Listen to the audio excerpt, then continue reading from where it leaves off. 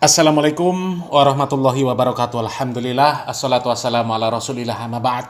Kaum muslimin yang dirahmati Allah subhanahu wa ta'ala, kita kembali membahas seputar dunia perhabaiban kaum muslimin. Masih ingat pernyataan dari Pak Nopel yang gedabrus yang mengatakan bahwa Indonesia ini adalah negara yang paling banyak ditinggali oleh anak cucu Nabi Muhammad Sallallahu Alaihi Wasallam. Ya, coba kita simak videonya lagi. Indonesia menampung anak cucu Nabi terbesar di dunia. Hampir setiap kabupaten di situ ada Habib. Hampir di setiap kecamatan di situ ada Habib. Dari ujung Jawa sampai ujung Jawa yang ke sana, hampir setiap kecamatan ada Habib. Tiap kelurahan ada Habib. Oh, ada apa dengan negeri ini? Sebagaimana bintang-bintang di langit, tanda aman, maka wujudnya anak cucuku adalah tanda keamanan. Maka amannya bumi tergantung amannya habaib seluruh Indonesia. Kalau Habib di Indonesia sudah tidak aman, bukan cuma Indonesia yang tidak aman, tetapi bumi akan dihancurkan oleh Allah Ta'ala.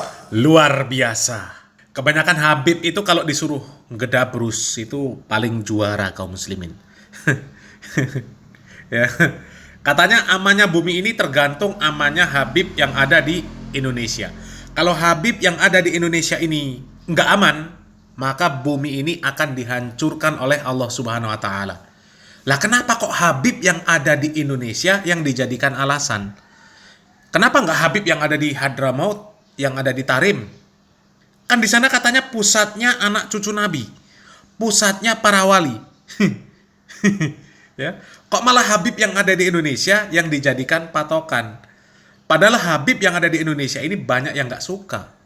Bahkan dipertanyakan kebenaran nasab mereka. Banyak yang nggak percaya kalau mereka ini adalah cucu dari Nabi Muhammad SAW. Tapi ternyata aman-aman saja bumi, nggak hancur ya. Dan kaum muslimin, yang akan kita bahas kali ini adalah perkataan dari Pak Nopel yang katanya Indonesia ini adalah negara yang paling banyak dihuni oleh anak cucu Nabi Muhammad SAW. Hampir di setiap provinsi, setiap kabupaten, setiap kecamatan, bahkan kelurahan ada Habibnya. Akan tetapi ada satu buah ceramah kaum muslimin, ceramah dari seorang kiai yang mengatakan bahwa ada sebuah provinsi yang anti dengan Habib Ba'alawi. Ya, coba kita simak ceramahnya ya. Ini video kita ambil dari channel Anak Pasar Hijrah. Karena sampean itu memiliki satu asumsi kalau Habib itu cucunya Rasulullah, itu yang salah. Bahwa sudah dibuktikan secara ilmiah dan secara genetika oleh pakar-pakar genetik ilmiah zaman sekarang bahwa Habib itu sudah bukan cucunya Rasulullah dan tidak bisa dinisbatkan kepada Kanjeng Nabi. Rasulullah dengan Ba'al itu gennya itu beda.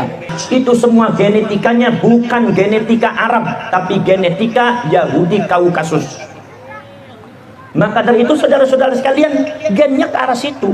Makanya kalau seumpama Mbah Najwa Shihab ketika itu dites DNA, ternyata unsur Arabnya sangat sedikit, cuma 3,4%. Anda jangan aneh. Apa sebab? Karena Ba'alwi ini Arabnya hanya dari pihak ibu. Dari bapaknya itu adalah bukan Arab, tetapi secara genetika mereka adalah lebih condong ke Eropa. Ini Anda senang apa tidak senang? Anda sebagai muhibbin atau bukan muhibbin? Kalau Anda bertabrakan dengan ilmu, Anda pasti rungkat. Anda pasti akan kecewa karena Anda akan berhadapan dengan quwwatul ilmi. Kekuatan ilmu, kata Imam Ghazali, tidak bisa dikalahkan. Apa sebab? Sebab yang namanya ilmu itu adalah salah satu sifat daripada Allah Subhanahu wa Ta'ala. Melawan kekuatan ilmu sama dengan melawan Allah Subhanahu wa Ta'ala. Enggak bakal menang kalian. Ini kekuatan ilmu. Maka dari itu genetiknya seperti itu, saudara-saudara. Lalu Ba'alwi ini karena Anda mengatakan yang namanya Ba'alwi ini cucunya Rasulullah, itu yang repot. Kalau Anda tidak percaya, kalau Anda masih mengelaknya, Anda akan berhadapan dengan fakta sejarah. Dan sebuah kebodohan kalau Anda itu menolak fakta sejarah. Fakta sejarahnya seperti itu. Anda mau menghapus, tidak bisa. Karena itu adalah data dan fakta sejarah, sesuatu yang sifatnya realistik. Saudara-saudara sekalian, ini bangsa Indonesia mulai cerdas harus zaman sekarang. Anda jangan takut kalau seumpama Habibnya Anda, gurunya Anda sebagai Habib, ketika disebut bukan cucunya Rasulullah, kemudian lantas langsung dibuang atau tidak dihargai atau dihina. Oh, enggak seperti itu. Anda salah persepsi. Saudara-saudara sekalian, tidak ada salahnya dengan ras. Ente mau ras Yahudi silakan, ente mau ras Arab silakan, ente mau ras Sunda silakan, ras Jawa silakan, ras Melayu sama aja. La fadla li Arabiyyin ala ajamin illa bittaqwa. Kata Rasulullah, tidak ada keistimewaan orang Arab di atas orang Ajam, tidak ada keistimewaan orang Arab di atas orang Yahudi, Yahudi di atas Arab, Jawa di atas Sunda, Sunda di atas Jawa, Melayu di atas Jawa, Jawa di atas Melayu. Tidak ada illa bittaqwa. Ini konsep agama Islam kecuali dengan ketakwaan. Jadi Islam tidak pernah membicarakan membeda-bedakan ras. Jadi kalau ente rasnya Yahudi, tidak usah khawatir. Kalau ente orang alim, kalau ente pintar sebagai ulama, ente ketakwaan yang dimunculkan, insya Allah orang Indonesia akan semakin hormat kepada ente. Betul. Ini karena apa? Framingnya gurunya ente ini kadang-kadang salah. Tuh kiai NU tuh membahas habaib berarti benci kepada habaib. Yang namanya NU bukan FPI. NU tidak pernah diajari untuk membenci. Laskar dibentuk bukan untuk membenci. Untuk apa? Meluruskan sejarah, menempatkan habaib pada tempatnya. Betul.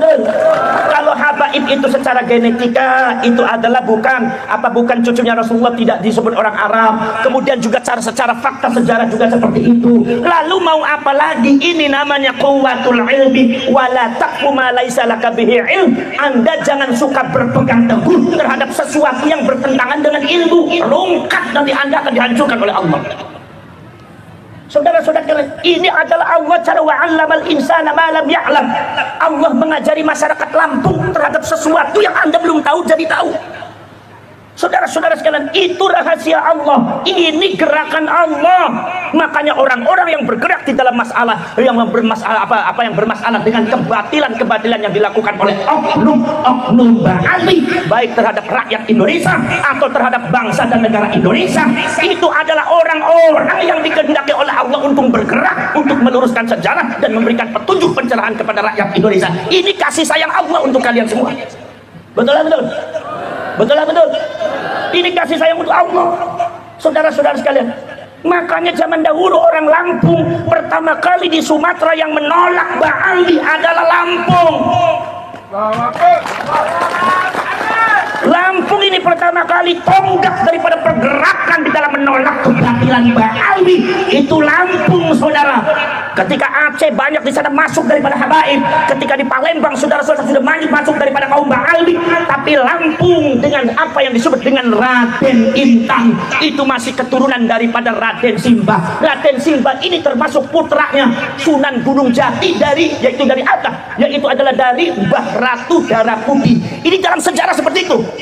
Walaupun itu harus diteliti, tapi di dalam sejarah sudah masyhur bahwa Raden Intang ini ketika Belanda mendatangkan Ba'ali, kemudian Ba'ali di Lampung mentang-mentang petang-peteng ngaku cucunya Rasulullah. Apa kata ada Raden Intang? Apa kata jagoan Lampung? Apa kata punggawa Lampung? Kata Raden Intang, kalau ente betul-betul cucunya Rasulullah, belah itu kulitnya ente, darahnya putih apa hitam. Selagi masih merah, ente jangan suka seperti itu. Maka semua habaib dan Ba'ali ketakutan. Maka dari dulu yang namanya Lampung itu tidak pernah kekuatan Ba'ali bisa masuk ada di Lampung, karena Lampung isinya punggawa dari Allah Subhanahu wa Ta'ala. Betul. Makanya saya yakin ini pergerakan di Jawa itu harus dimulai dari Cirebon dan Banten. Pergerakan di Sumatera harus dimulai dari Lampung. Nah, kaum muslimin, jadi katanya Ba'alawi itu dulu awalnya didatangkan oleh Belanda. Kemudian sampai di Lampung, mentang-mentang mereka ini, ya. Tapi muncul pertanyaan kaum muslimin. Ada apa? Kok malah Belanda yang mendatangkan Ba'alawi ke Indonesia? Kita tahu Belanda kan penjajah, ya. Atau jangan-jangan Ba'alawi ini bener antek Belanda, ya. Dulu awal-awal.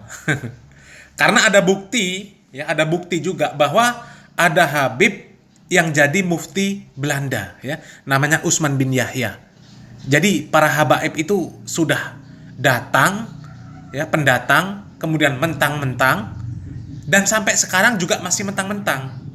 Kalau ceramah masih juga isinya mendoktrin, ya, mendoktrin kaum muslimin, membodohi kaum muslimin supaya mereka bisa tetap mentang-mentang, ya, mentang-mentang Habib tetap wajib dimuliakan meskipun bodoh, meskipun nakal, meskipun gila. Bahkan dikatakan Habib yang bodoh, Habib yang gila, Habib yang nakal tetap lebih utama dibandingkan ulama yang bukan Habib. Apa tujuannya? Hah? Apa tujuannya kalau bukan untuk mentang-mentang, ya? Kalau memang benar para habaib ini anak cucu Nabi, seharusnya mereka itu menunjukkan akhlak yang mulia, tawadhu, rendah diri, dan paling terdepan di dalam membela sunnah-sunnah Nabi Muhammad SAW. Paling terdepan dalam menegakkan sunnah Nabi Muhammad SAW. Akan tetapi kita dapati malah kebanyakan para habaib, mereka ini orangnya congkak, sombong, dan menyelisihi ajaran dari Nabi Muhammad SAW. Sehingga tidak sesuai apabila mereka mengaku-ngaku bahwasanya mereka adalah anak cucu dari Nabi Muhammad SAW. Mudah-mudahan bermanfaat. Salam waras, salam akal sehat. Barakallahu fikum. Wassalamualaikum warahmatullahi wabarakatuh.